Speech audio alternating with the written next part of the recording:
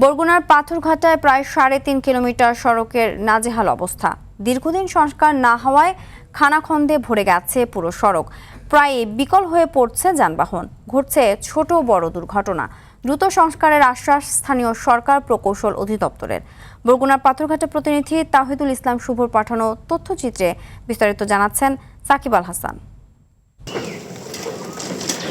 বরগুনার পাথরঘাটা পৌরসভা থেকে পাথরঘাটা সদর ইউনিয়নের ট্যাংরা বাজার পর্যন্ত প্রায় ৩.৫ কিলোমিটার রাস্তার এমনই বেহাল দশা। সড়কের কার্পেটিং উঠে গেছে অনেক আগেই, ভেসে উঠেছে ইটের খোয়া, কোনো কোনো স্থানে তৈরি হয়েছে গর্ত। বর্ষায় এসব গর্তে পানি জমায় ঘটছে ছোট বড় দুর্ঘটনা। অনেক সময় বিকল হয়ে পড়ছে গাড়ি। বারবার জানানো হলেও সড়কটি সংস্কারের কোনো উদ্যোগ নেয়নি স্থানীয় সরকার প্রকৌশল অধিদপ্তর। রাস্তা দিয়ে আমাদের প্রতিদিন মোটরসাইকেল, অটো উল্টি দিয়ে রাস্তার বাইরে পড়ে, মোটরসাইকেল ছিটকে যায়। আমরা জেলে মানুষ যারা আছি, ছোট টলারে জাল ভাই আমাদের বরফ পাথরঘাটাতে গাড়িতে নেওয়া লাগে। এখন বর্তমানে আমরা বরফ নিতে পারিনি।